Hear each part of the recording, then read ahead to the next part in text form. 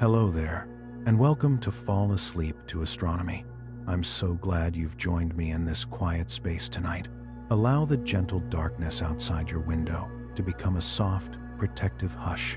As our little world spins, we sometimes forget that we share our orbit with countless traveling rocks, ancient, silent visitors from the solar system's birth.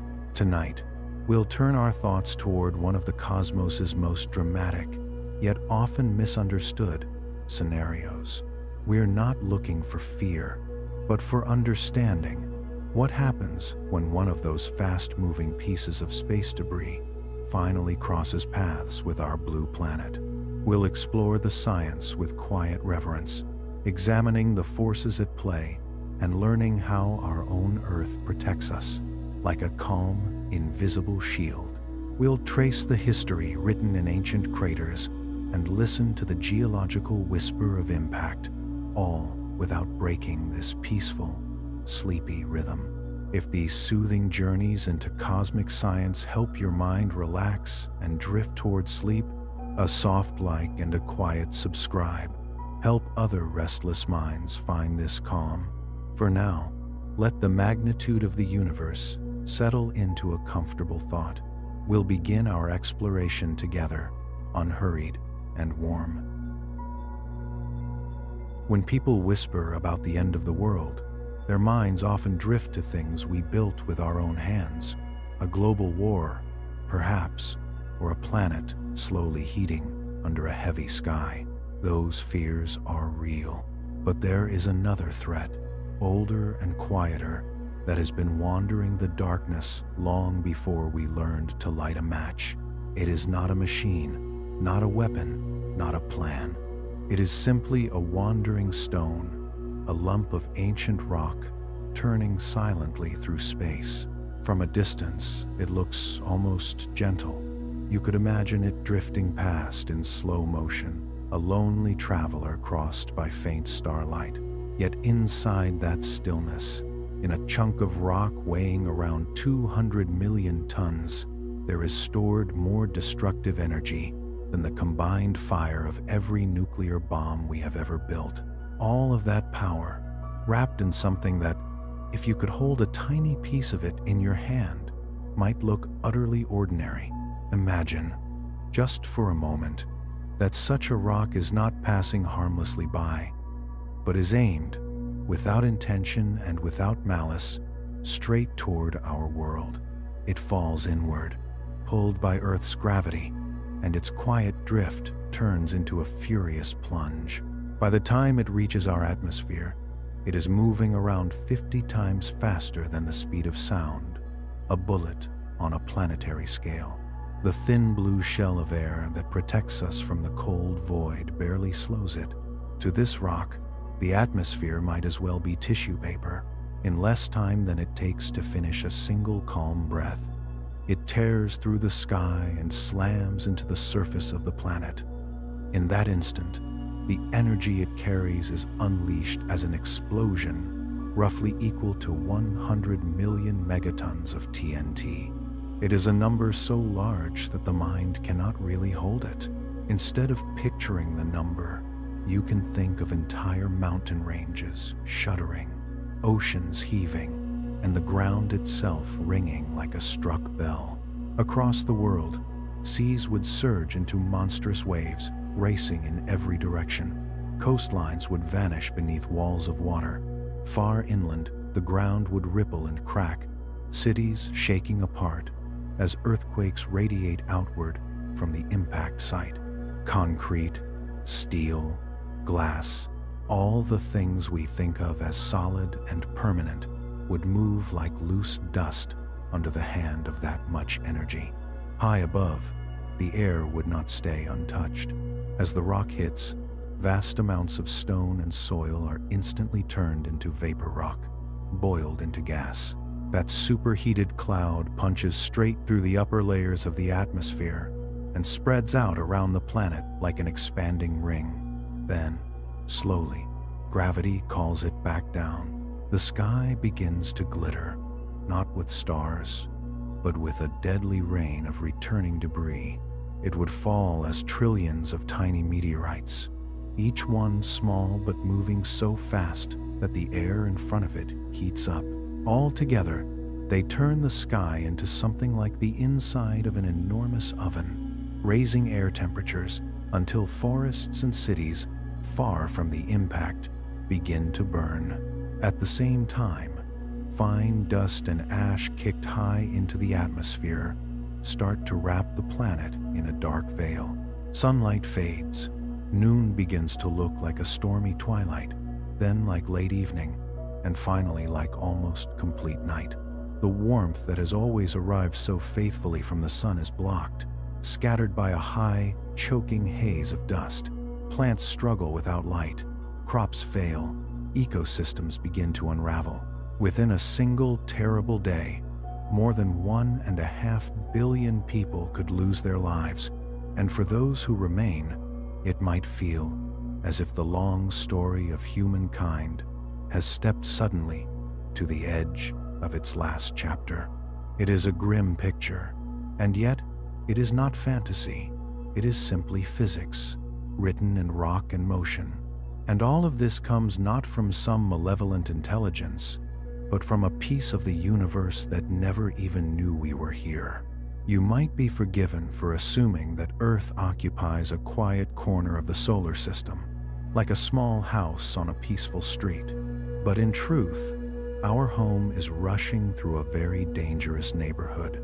As the planet moves along its orbit, it is not strolling, it is racing, almost 70,000 miles per hour, through a region filled with scattered debris.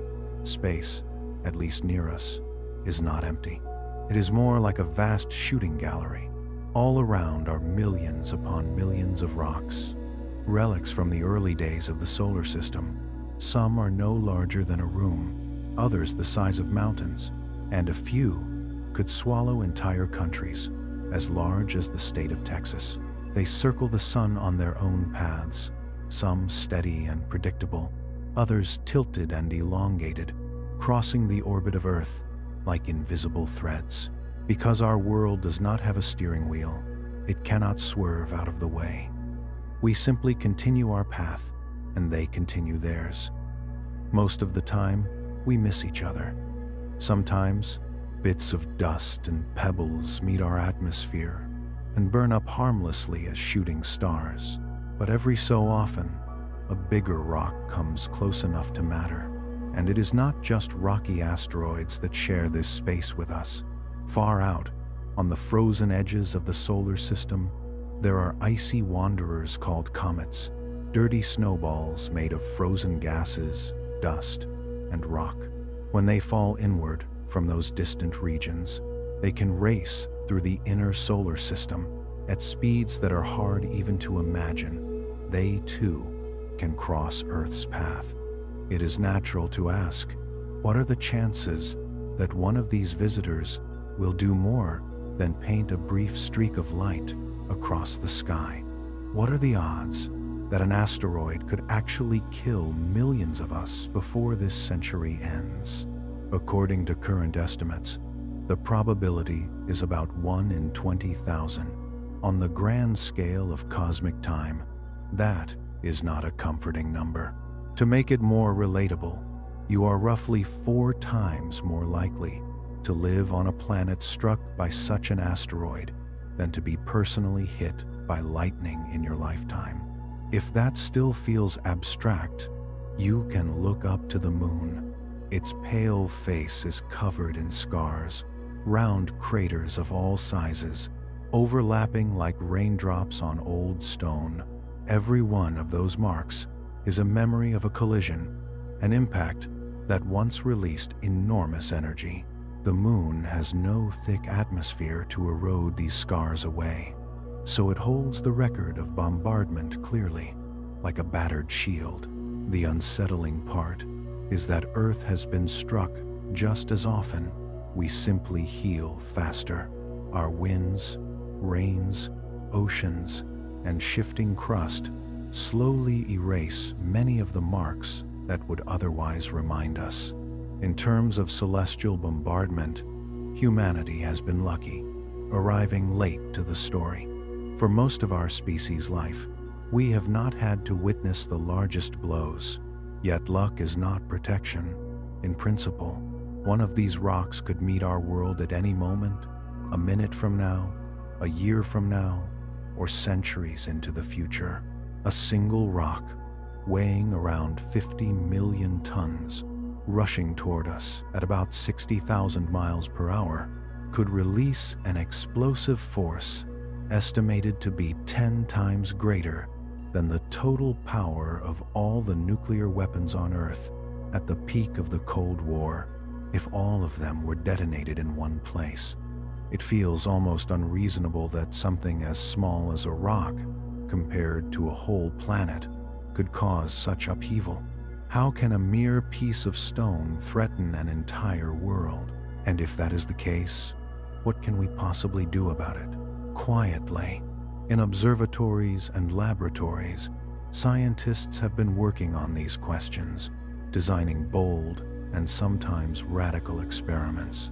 They track, model, and even test ways to gently nudge dangerous objects off course long before they get close. To understand why they worry so much and why they work so hard to defend life on Earth, it helps to look at the evidence carved into our own landscape. Proof of past impacts is not only written on the moon, it exists right here on our planet, if you know where to look. One of the clearest examples lies in the dry air of northern Arizona. Imagine a wide, open desert, quiet under a high sky. In the middle of this landscape is a vast bowl scooped out of the earth, meteor crater. It stretches nearly a mile from rim to rim and sinks about 550 feet deep. It is so wide that you could fit 20 football games side by side on its floor and still have room around the edges, with space for a couple of million people to watch from the stands. If this were some strange arena instead of a scar, at first, scientists thought this crater was the result of volcanic activity. It was easier to imagine a hidden volcano than a rock from space carving such a wound in the ground. For a long time, the idea that stones falling from the sky could do this felt more like myth than geology. But as geologists studied the area more carefully, they began to uncover startling clues. They found evidence showing that around 50,000 years ago, long before modern humans built cities or carved roads, a piece of rock from outer space slammed into what is now Arizona. In that distant time, Neanderthals still walked the earth, and the region that is now dry desert was a temperate, wooded plain with trees and grass and animals moving through the shade. Then, one day, the sky changed. A rock roughly 150 feet across, small compared to a city block, modest compared to a mountain, came roaring in.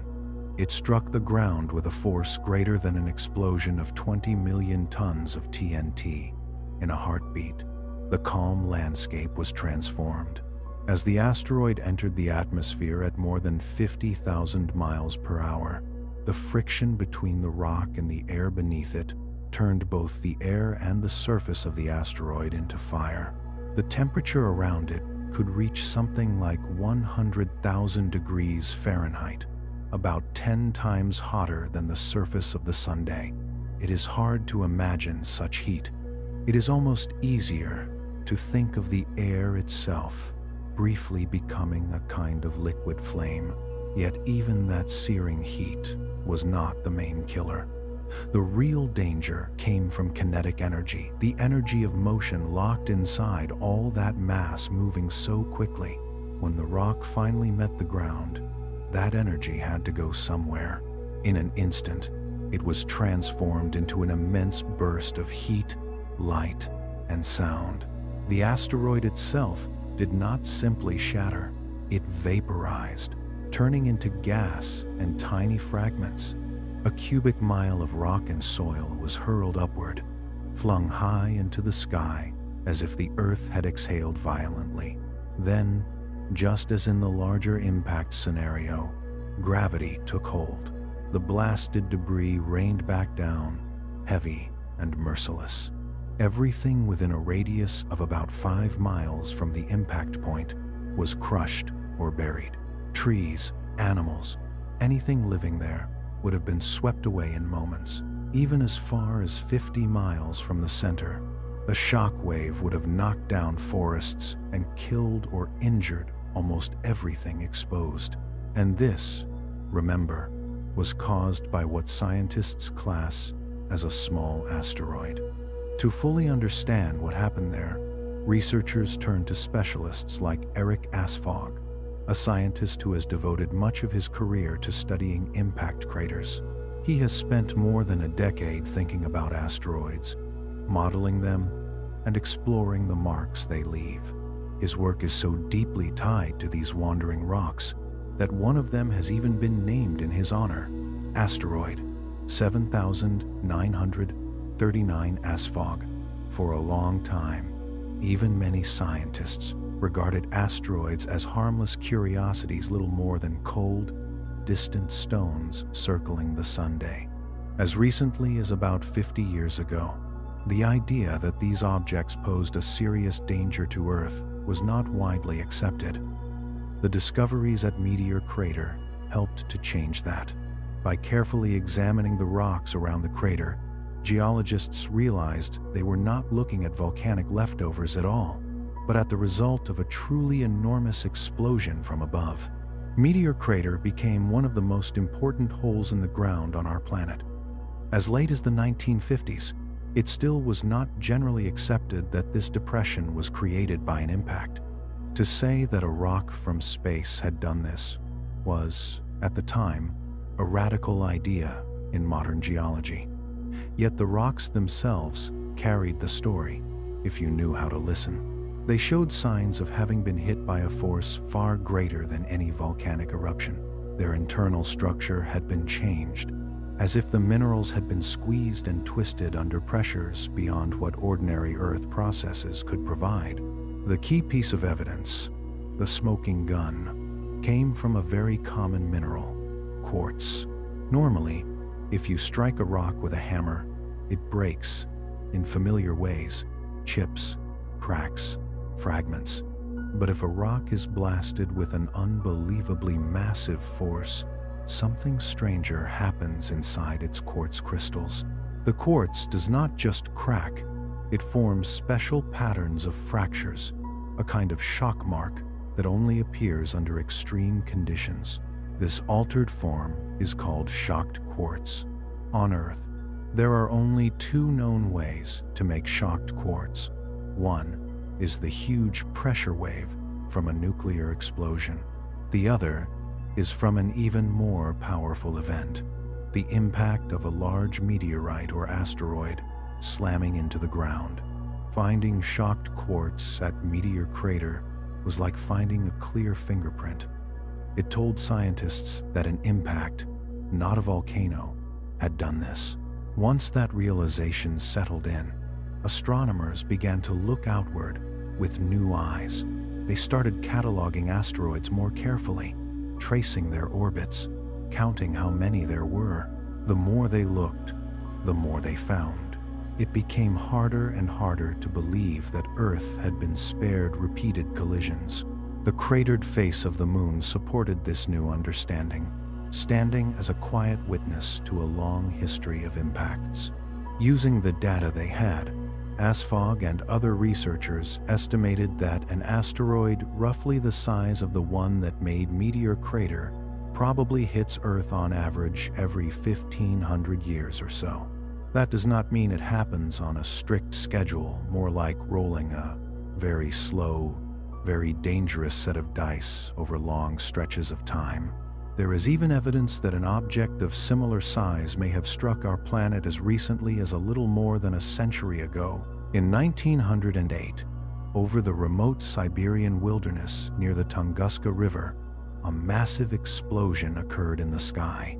It flattened thousands upon thousands of square miles of forest, knocking down trees as if some giant invisible hand had pressed them flat. The shock was felt over vast distances. By extraordinary luck, the blast occurred over an unpopulated region. No confirmed human deaths were recorded. But if that same event had taken place directly above a large city, hundreds of thousands of people might have died in a single morning. The world would remember it as one of the greatest disasters in history. When you pull all of these threads together, the quiet scars on the moon, the gaping wound of Meteor Crater, the flattened forests of Tunguska, and the countless rocks still circling the sun, a picture emerges. So, it's clear that the Earth has been getting bombarded from space. So it is clear that our world has been under quiet fire from space for a very long time. But if we have truly been struck again and again, you might wonder why the surface of our planet does not look like the face of the moon, pitted and battered with craters upon craters. The moon wears its wounds openly. Earth, somehow, looks smoother, softer, more forgiving. To begin to answer that, imagine a gentle little town in the middle of North America. Streets lined with trees, quiet houses, a main street that could belong to almost any small town in the United States. This is Manson, in the state of Iowa. At first glance, there is nothing dramatic about it, nothing to suggest catastrophe. The land rolls gently, fields stretch away. It feels ordinary, familiar, safe. And yet, beneath the soil and the calm streets, Manson keeps a secret. For many years, geologists sensed that something about the ground here was not quite right. As early as the year 1912, they found oddities in the rocks brought up from wells and quarries. Layers appeared out of order, as if someone had taken the normal stacking of the earth and stirred it with a giant spoon. Still, much like at Meteor Crater in Arizona, the first explanation that scientists reached for was the old, comforting one: volcanoes. Maybe some ancient volcanic activity had shattered and shifted the rocks. Then, in the middle of the 1980s, two geologists, Ray Anderson and Brian Witzke, decided to look more closely. They began a careful series of drillings, sending long hollow tubes down into the earth and pulling up cores of rock, cylinders that captured a vertical history of the ground beneath Manson. When those cores came to the surface and they cut them open, they knew almost immediately that they were seeing something extraordinary. Rocks that should have been separated by thousands of feet in depth were sitting side by side. Pieces from deep within the crust were jumbled together with stones that had once rested near the surface. It was as if the Earth's layers had been grabbed, shaken hard, and mixed. Under the microscope, the surprises grew even stranger. In all their years of training and study, nothing had prepared them for the patterns they saw. The most telling clue was written in tiny crystals of quartz inside the rock. Just as at Meteor Crater, some of these crystals showed the distinctive, delicate fractures of shocked quartz. This kind of quartz only appears when unimaginable pressures race through the ground, the sort of pressures created by a gigantic explosion. No normal process within the crust can produce those pressures. Not ordinary earthquakes, not volcanoes, nothing slow or familiar. Shocked quartz is the signature of something far more violent, either a nuclear blast or the impact of a massive object from space. The rocks at Manson were about 75 million years old. To find shocked quartz in them was like hearing a whisper from that deep past, saying, "A great rock fell here. An asteroid had struck." So, what exactly happened on that long-ago day in Iowa? You can picture a sky over a temperate landscape, maybe with shallow lakes and lush plants. Creatures moved through a world that felt permanent to them, as ours does to us. Then, from somewhere beyond sight, A meteorite about 1.5 miles across, weighing tens of millions of tons, came screaming in toward the ground. It was traveling at roughly 60,000 miles per hour, far too fast for the atmosphere to slow it in any meaningful way. To a rock that large and that swift, the blanket of air around Earth might as well not exist. It barely noticed the thin cushion of molecules. It plunged straight through and slammed into the surface, burrowing roughly its own diameter into the ground before its journey ended in a burst of pure energy. The power released in that instant has been compared to the combined explosive yield of all the nuclear weapons on Earth during the height of the Cold War, multiplied by about 10 and then detonated in one place. The meteorite itself was completely vaporized, so were millions of tons of rock and any ice or water in its path. All of that material turned into superheated vapor and fine particles, shot straight up into the stratosphere and spread around the world, forming a thin, hot veil. The crater gouged into the crust, dwarfing any canyon we walk through today. If you could have stood far enough away to see it safely, it would have been an almost unimaginable sight. The Earth itself cupped out like a bowl, its rim towering, its center blasted and molten. And yet, if you visit Manson now, there is no yawning hole, no sharp rim, no obvious scar. The question is unavoidable. How can such a giant wound simply vanish? The answer lies in the way Earth quietly rearranges and heals its own surface. Iowa, over the ages, has been visited again and again by glaciers, enormous slow-moving rivers of ice thick enough to bury hills. During the last great glacial advances, roughly 12 to 14,000 years ago, ice swept over this region and later melted, leaving behind a blanket of debris. The impact structure at Manson now lies under roughly 50 to 150 feet of glacial deposits, layers of gravel, sand, and soil left by the retreating ice. Erosion, sediment, ice, and time worked together like careful hands smoothing a wrinkled cloth. The devastation was real. The crater was immense, but the planet slowly tucked it away.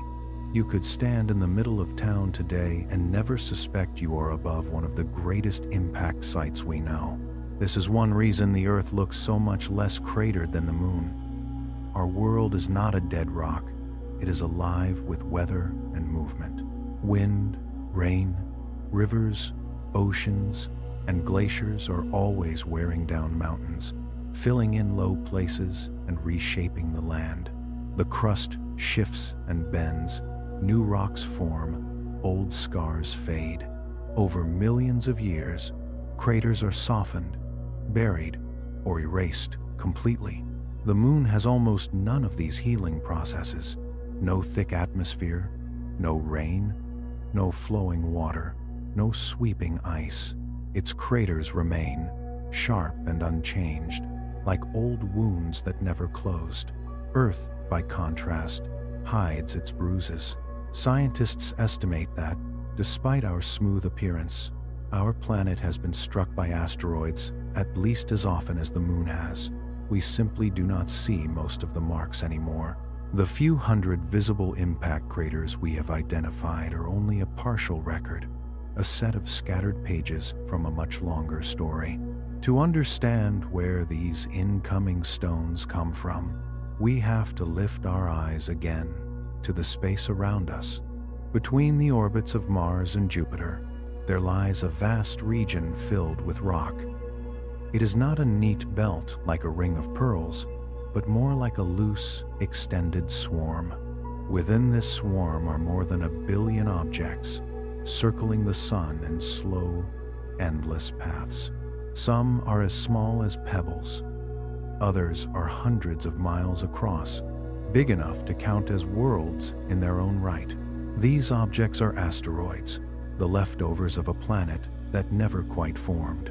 At the dawn of the solar system, dust and rock fragments were clumping together, sticking through the gentle pull of gravity, building toward larger and larger bodies.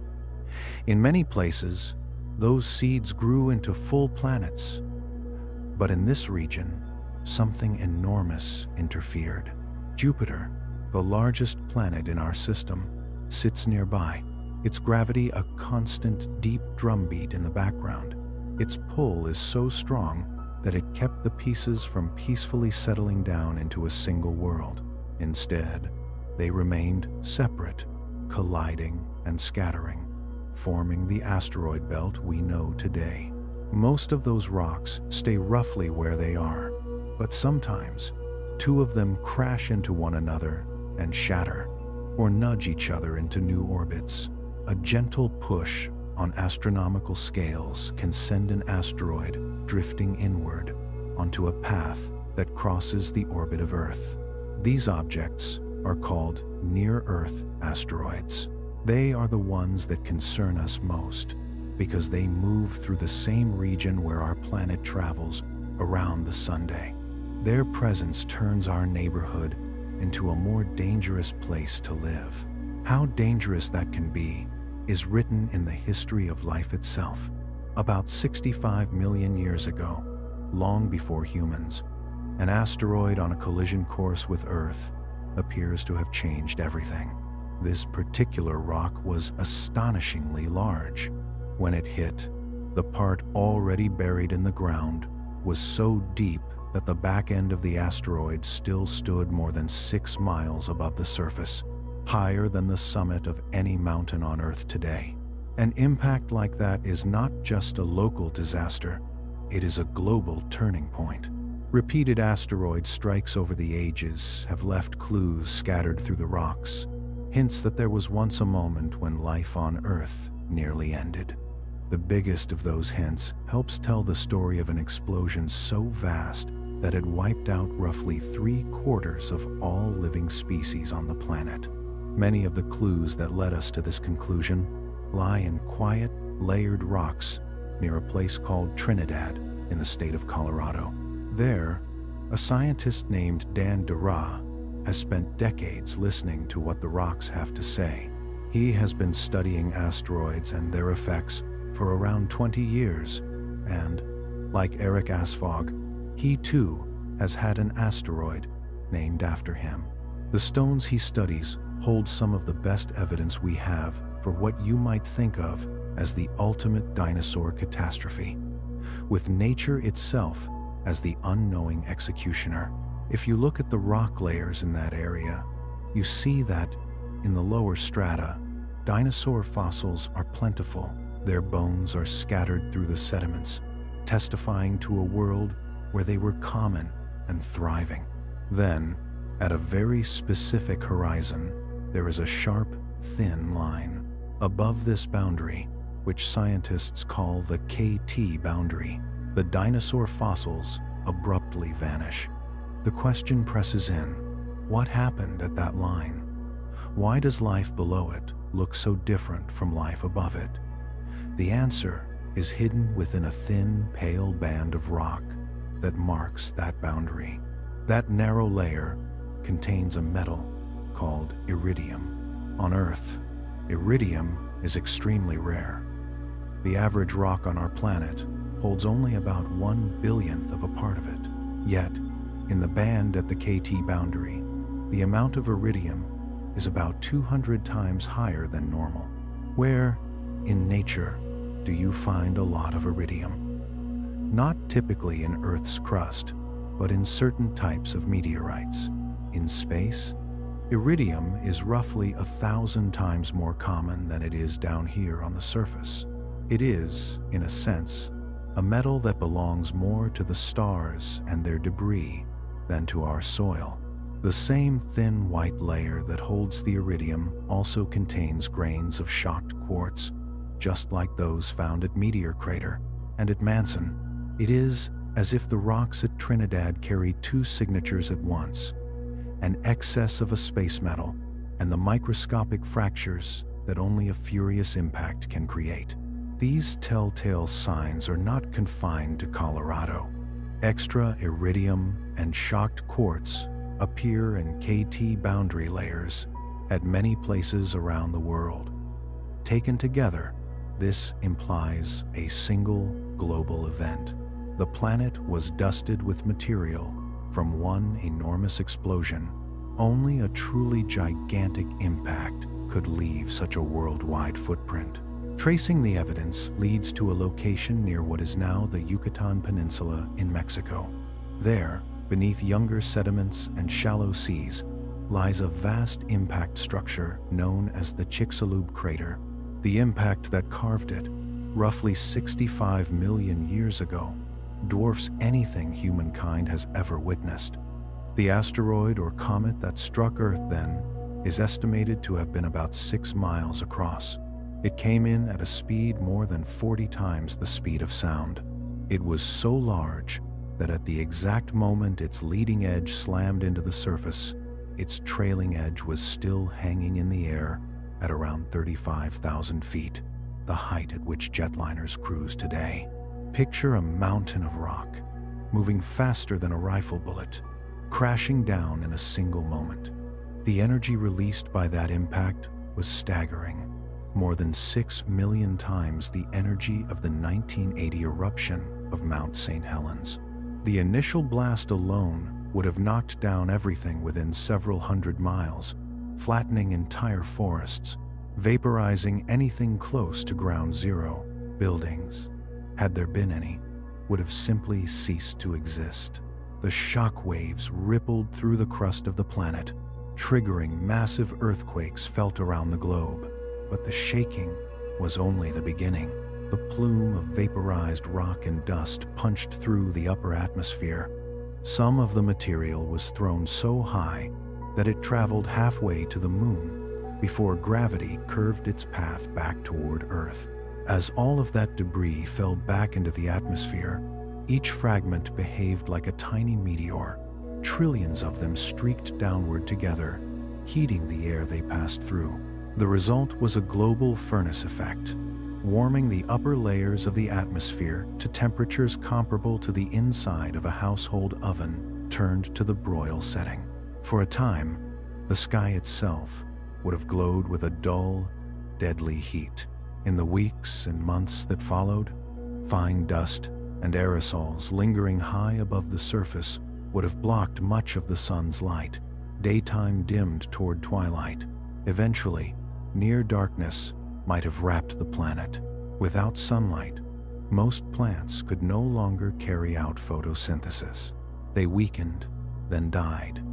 Herbivorous animals starved as their food vanished. Carnivores, in turn, lost their prey. The web of life, stretched too thin, began to snap. On top of all this, the impact released immense amounts of carbon gases into the air, the equivalent of roughly 3,000 years of modern human fossil fuel burning compressed into a geological instant.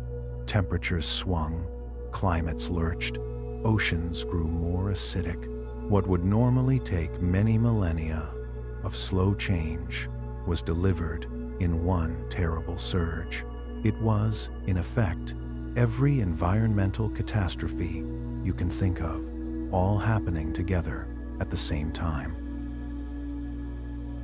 In that darkness and upheaval, most of what had been familiar on Earth was swept away, yet out of the same catastrophe, something unexpected slowly unfolded. For all its horror, the great impact at the end of the age of dinosaurs cleared a space in the story of life. For more than 150 million years, dinosaurs had ruled the continents. Mammals, during that long reign, lived mostly in the margins, small, cautious creatures. When the asteroid struck and 3/4 of all species vanished, that balance changed. As the dust settled and the climate found new footing, mammals spread into the empty spaces left behind. They adapted, diversified, and gradually came to dominate many of the environments where great reptiles once walked. If that ancient rock had missed, the dinosaurs might still be here, and we almost certainly would not. In a strange way, that impact 65 million years ago was the furnace in which the conditions for human evolution were forged. There is a quiet twist in that thought. The same kind of event that once opened a path for mammals could, if it happened now, close the book on our own species. Just as an asteroid ended the dinosaurs' long rule, a similar impact today could erase much of what we call human civilization. Imagine a KT-sized object aimed at a modern city, perhaps Los Angeles. The rock plows in, and in the instant of impact, everything from Denver up to Seattle is flattened or burned. Forests, farms, towns, highways, all swept away. An impact on that scale would not stop at the borders of one continent. The entire face of North America would be devastated. Dust and fire would spread around the globe. So the question hangs in the air: how real is this danger? Is it only a dramatic story, or are we truly at risk of one day going the way of the dinosaurs? One person who has wrestled with that question for much of his life is an astronomer named David Levy, a dedicated hunter of asteroids and comets. He likes to describe Earth as traveling along a kind of cosmic superhighway. Our planet speeds along its orbit like a car on a road that has no entrance ramps and no exits. We cannot slow down or change lanes, but this highway does have cross streets, other paths where objects like asteroids and comets cross our orbit. Most of the time, we are not at the intersection at the same moment they are. The real worry is simple. What happens when our planet and one of those objects reach the crossing at exactly the same time, night after night, often from a converted garage that serves as an observatory?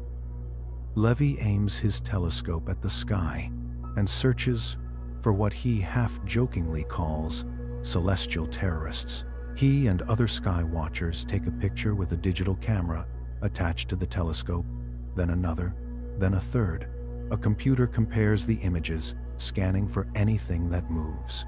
Most of the points of light are distant stars that do not shift from frame to frame. But now and then, the computer finds a tiny speck that looks like a star and slides slightly across the background between the first photo and the last. That small motion is the giveaway. The telescope and the clear sky have caught an asteroid in the act of moving.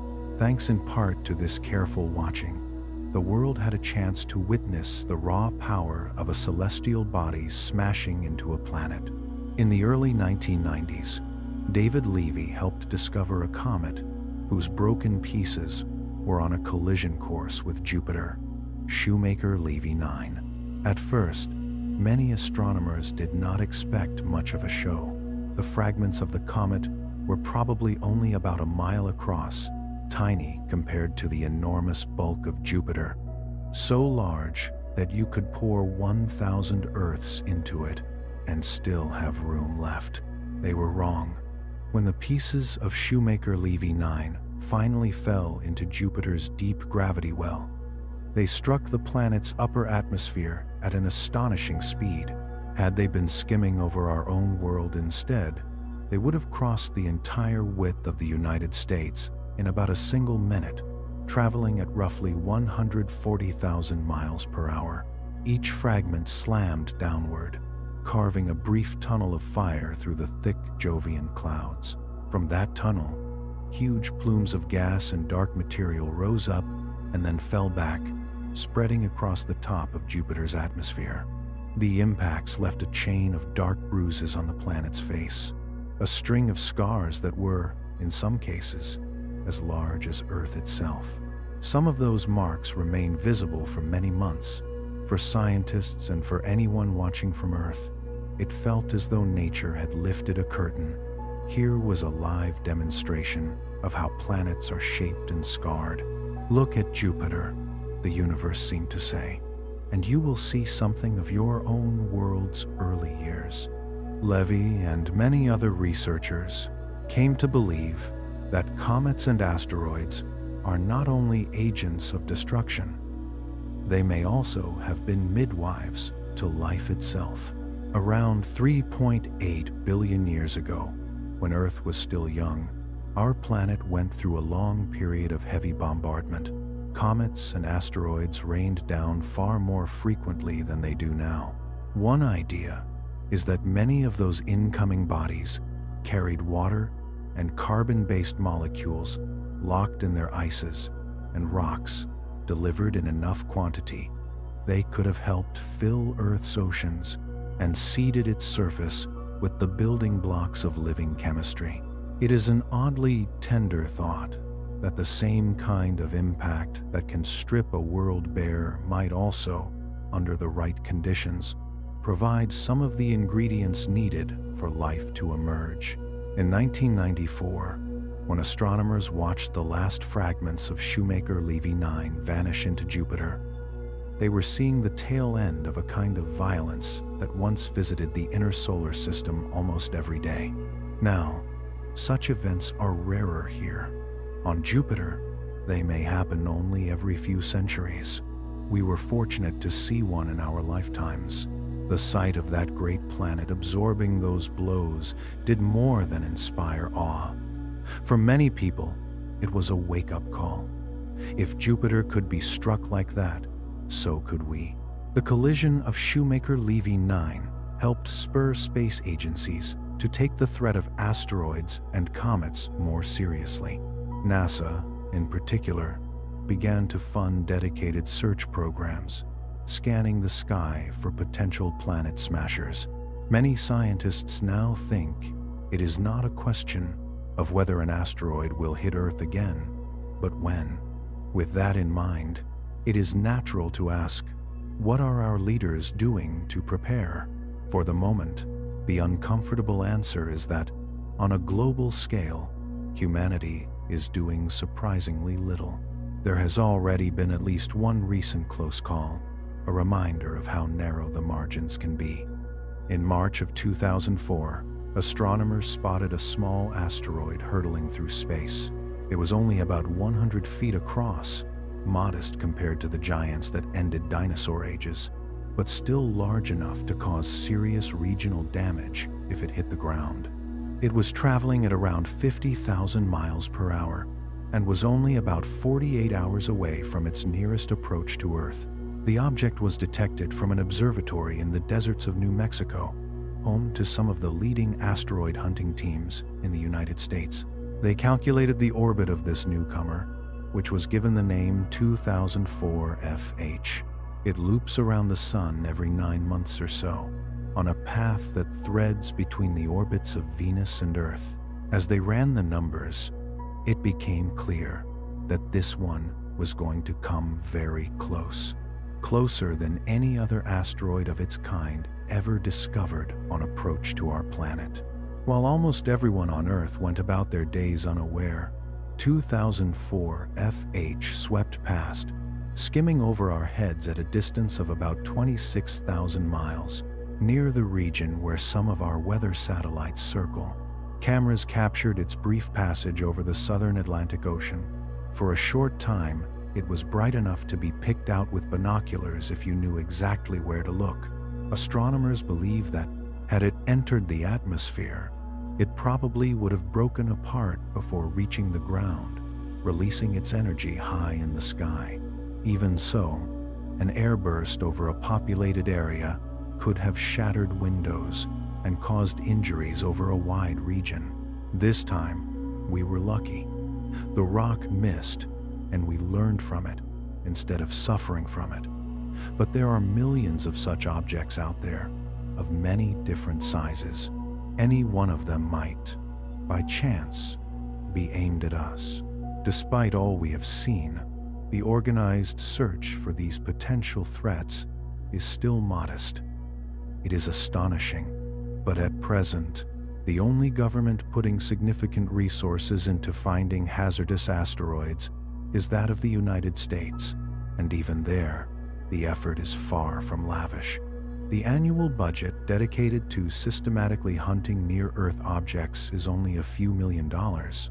Most of the specialists who do this work are clustered in places like the desert of New Mexico, where clear skies and dry air make good observing conditions. There, programs such as the Lincoln Near-Earth Asteroid Research Survey carry out some of the largest tracking efforts on the planet.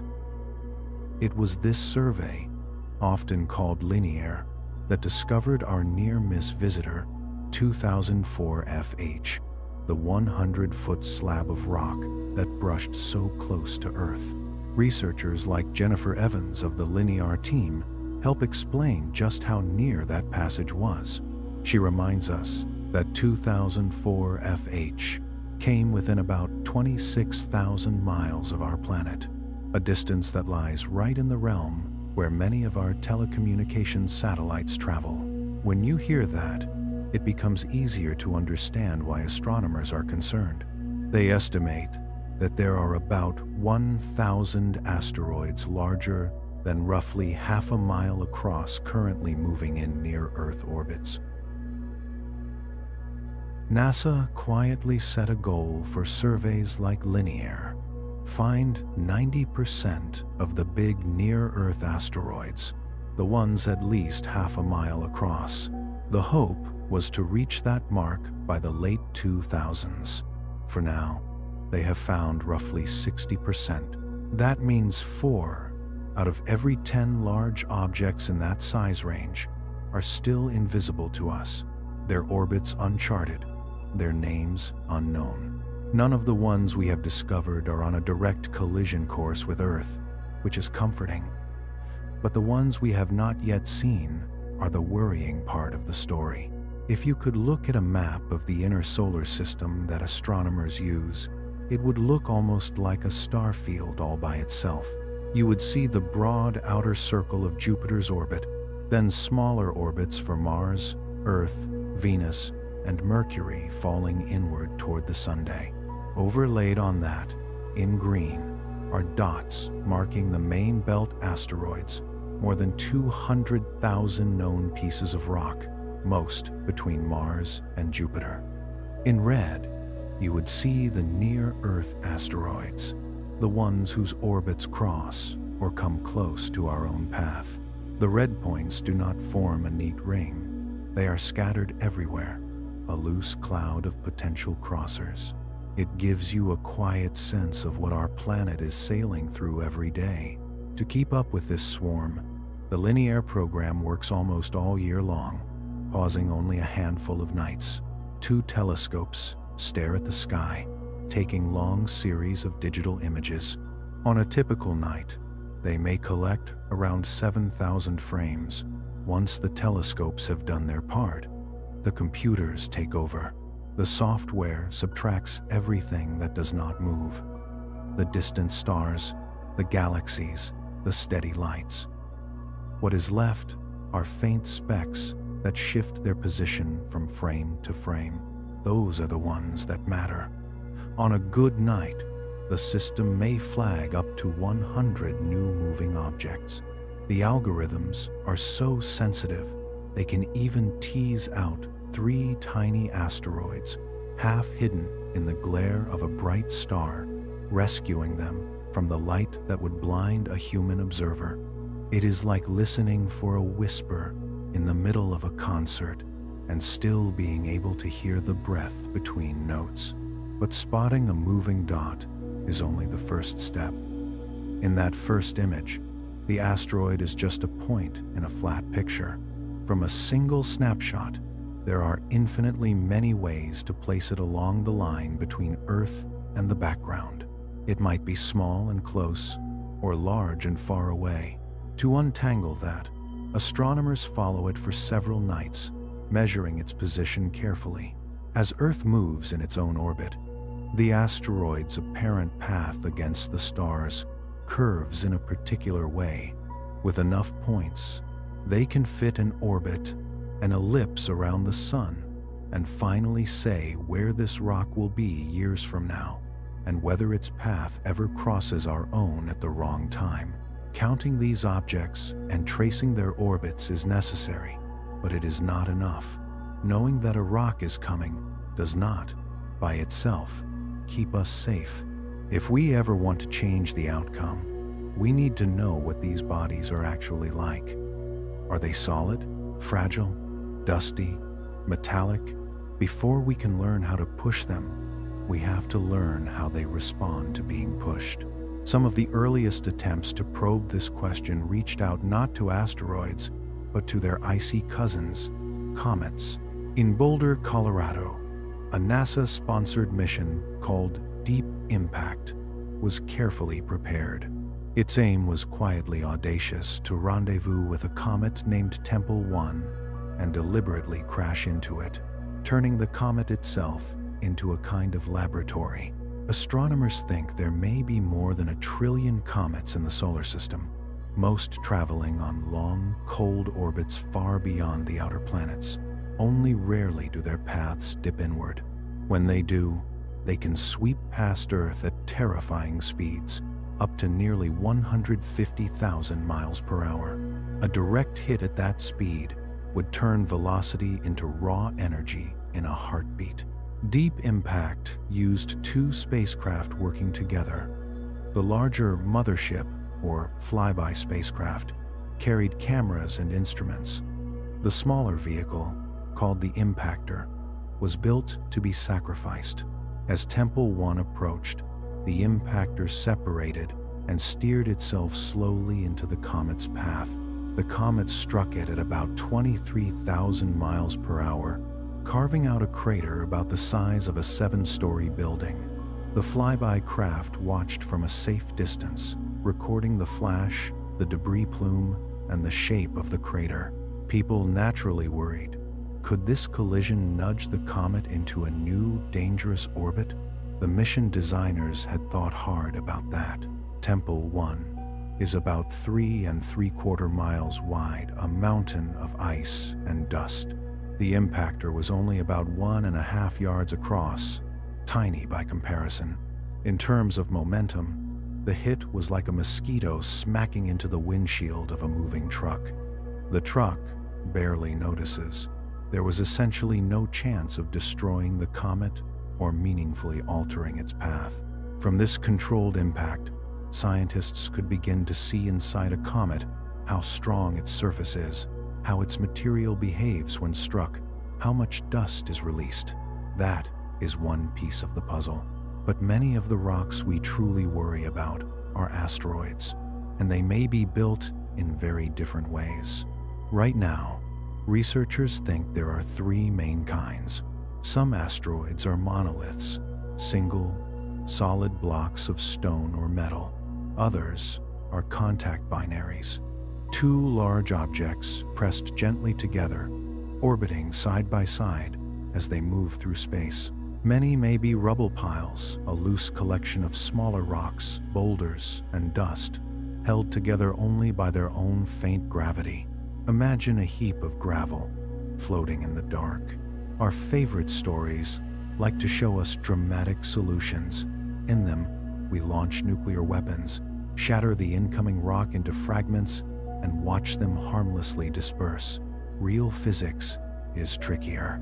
To show why, planetary scientist Eric Asfog once set up a simple demonstration with model asteroids representing a monolith, a binary, and a rubble pile. He then blasted each one to see what happened. The solid monolith broke into many pieces, as you might expect, sending chunks flying. The contact binary also fell apart, leaving a few sizable remnants drifting on their own. The rubble pile behaved differently. The pieces scattered, but because they had been so loosely bound to begin with, most of the mass stayed nearby. With even a little gravity, those fragments would slowly pull back together over hours or days, reforming into another lumpy clump, perhaps not identical to the original, but still massive and dangerous. The quiet lesson is that the weakest asteroids may be the hardest to get rid of. With a rubble pile, an explosion could simply turn one big threat into a cloud of smaller pieces that drift along on almost the same path.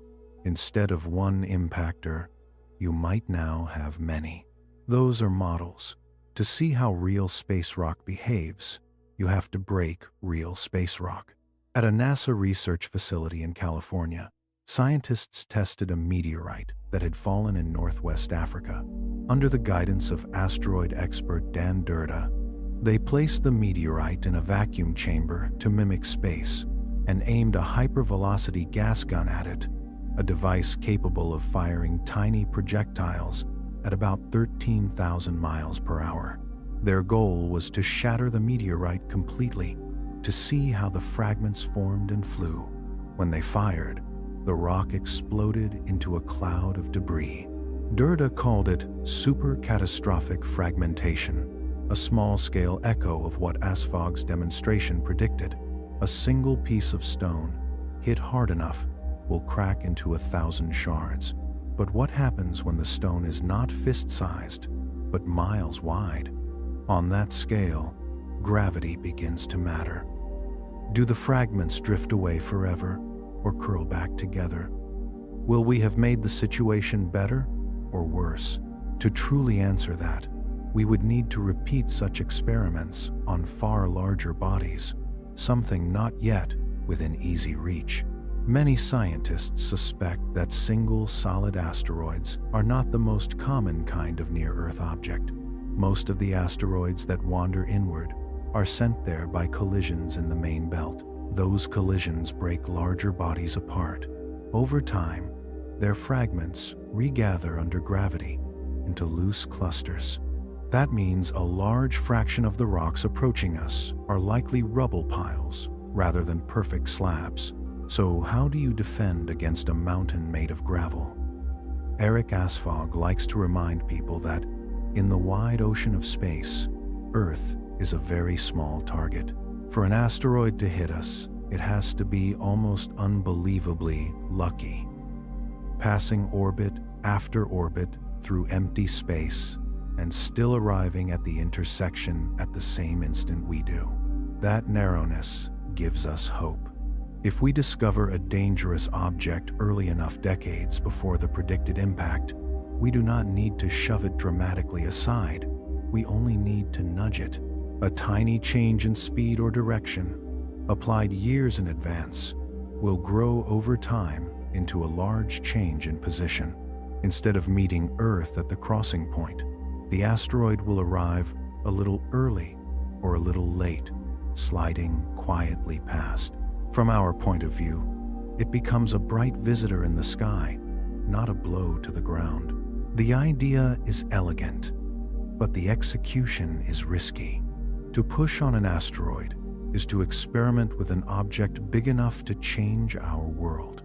If we misunderstand its structure or apply the push in the wrong way, we could fracture a rubble pile or shift fragments onto a more dangerous path.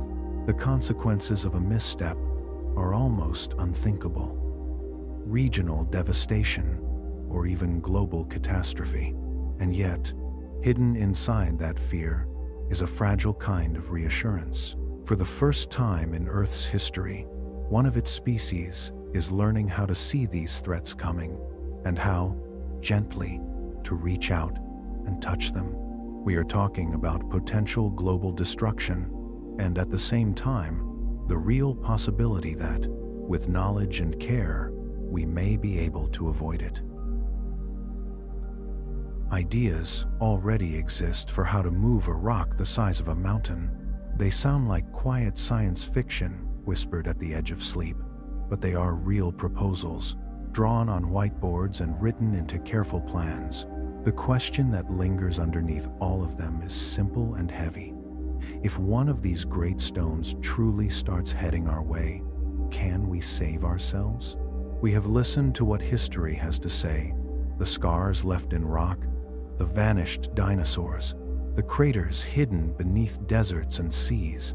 We have met the small, determined band of skywatchers who search each night for dark shapes on a collision course with our world. So the next gentle step in this story is to ask, beyond watching and counting, what else can we actually do when an asteroid decides to interfere with our fragile little planet? In San Francisco, there is a man who has thought about that question for a very long time. His name is Rusty Schweickart, a former astronaut. In March of 1969, he flew as the lunar module pilot on Apollo 9, the mission that first tested the lunar lander in the emptiness of space. Out there, he left the safety of the spacecraft and floated outside on a spacewalk that lasted nearly 50 minutes, held to the ship by only a tether and trust. Looking back at Earth from that distance leaves a mark. Rusty talks about it softly. From orbit, the planet is not a vast, endless thing. It is small, round, and delicate, wrapped in a thin blue skin of air. You see the entire world, the land where everyone you love lives, hanging there in the black, and you feel in your bones how precious and vulnerable it really is. Everything that matters to you is down there on that one shimmering sphere. He knows that over long stretches of time, our planet is not invincible. It can be struck, shaken, reshaped. And while the United States government has set aside some money, only a few $1,000,000 a year, to track potentially dangerous asteroids, almost nothing is spent on the next step. What to do if we actually find one with our name on it? Rusty believes we need more than eyes. We need a hand. His idea is to build a special spacecraft, something like a celestial tugboat. This vessel would rendezvous with a threatening asteroid, match its motion, gently attach itself, and then use its own engines to apply a slow, steady push. Not a punch, not an explosion, just a persistent nudge that, over years, would slightly change the asteroid's orbit. That tiny change, given enough time, would grow into a wide miss instead of a direct hit. On paper, it sounds almost too quiet to be powerful, but in the calm mathematics of orbits, it could be exactly what we need. Rusty understands that, to convince the world, one day, this idea will have to be tested for real by flying out to a harmless asteroid, docking, and showing that a subtle, controlled push can truly move a mountain of stone. If it works, it would mean that, for the first time in the long history of life on Earth, a species has learned to shield its own planet from one of evolution's most brutal tools. He speaks of it with a kind of gentle determination. For billions of years, asteroid impacts have shaped which creatures thrive and which vanish. Now that humans sit at the top of the food chain, we do not have to accept that silent lottery anymore. We do not want to follow the dinosaurs into the dark. Rusty's tugboat is a very different vision from the old, dramatic ideas of blasting an asteroid with sheer force. He believes that trying to punch a large rock with a huge explosion is not only risky, but probably ineffective. A solid asteroid might absorb the blow, or a loose rubble pile might simply fall apart and then slowly pull itself back together in a slightly different, still dangerous shape. Instead of one large problem, we might create a cloud of smaller ones. His answer is patience, a small force, applied over a long time, spread over a large surface area, a gentle hand on a giant shoulder. The challenge is that his mission, for now, lives mostly in designs and dreams. Building and testing such a system would take years, perhaps 15 or 20, from the moment the world truly commits.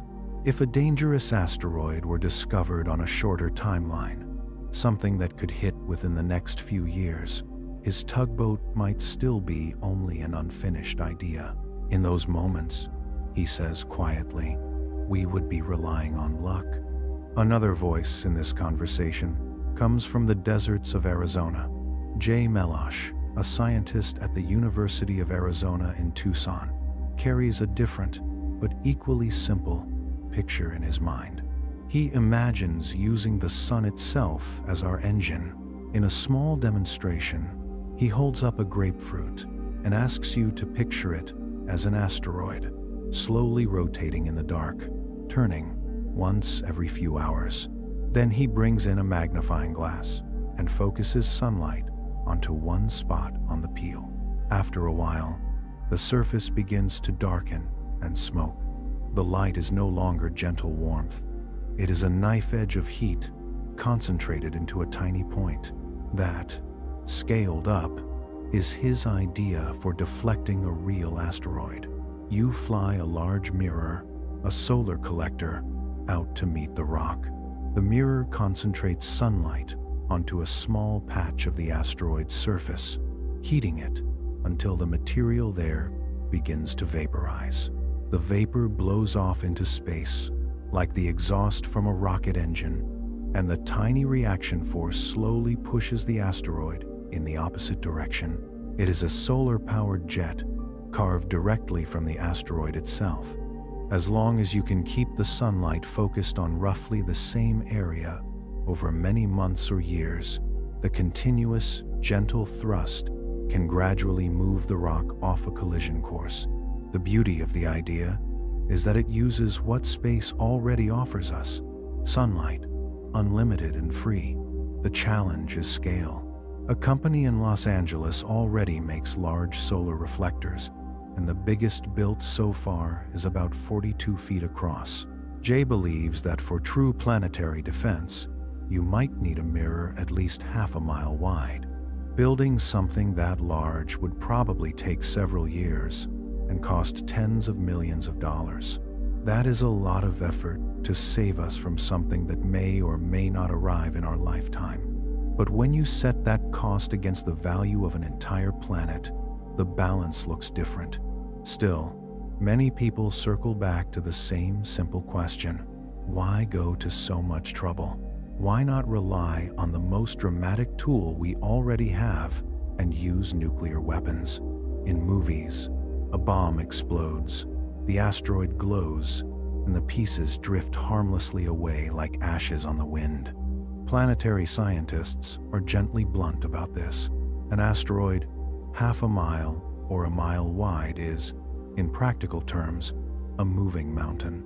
The largest nuclear device ever detonated on Earth, a bomb tested by the former Soviet Union, had a yield of about 60 megatons.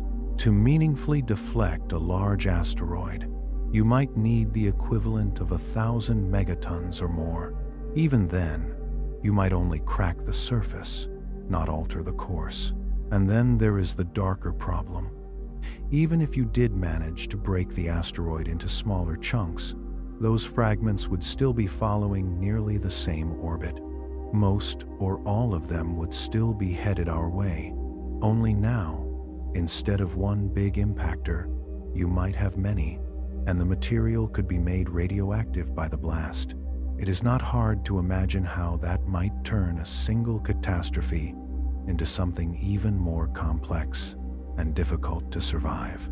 So the nuclear option, while dramatic, carries risks that are hard to control. Quiet, slow approaches, tugboats and sunlight, gentle pushes instead of violent blows, are beginning to look more appealing. All of this effort grows from one sober fact: the threat of an asteroid impact is real, even if the odds in any given lifetime are low.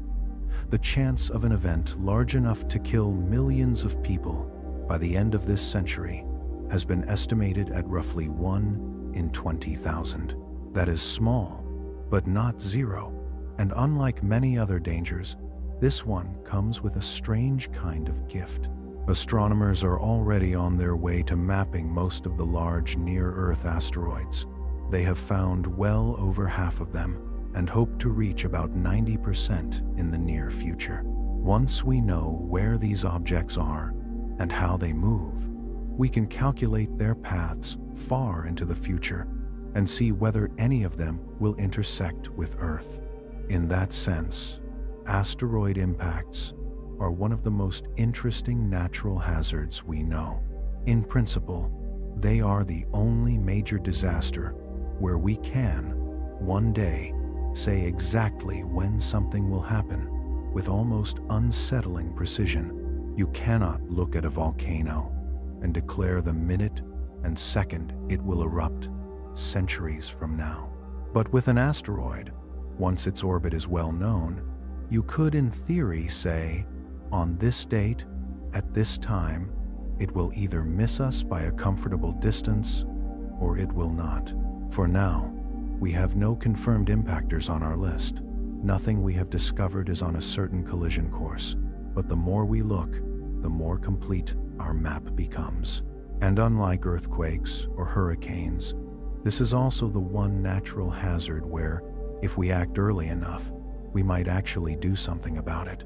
Yet, for all that potential, almost no government on Earth is investing seriously in deflection technologies.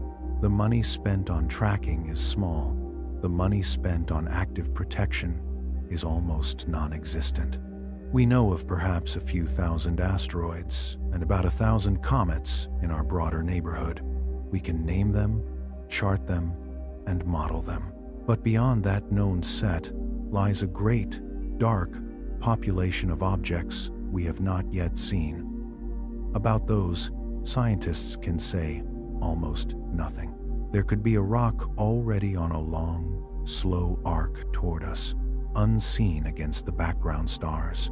It could appear over the horizon one ordinary night, flaring into the atmosphere while we are still in mid-conversation, turning the sky white and loud. We have not spotted such a visitor yet, but we have every reason to believe that more of them exist, moving in the black between the planets, crossing and recrossing our orbit.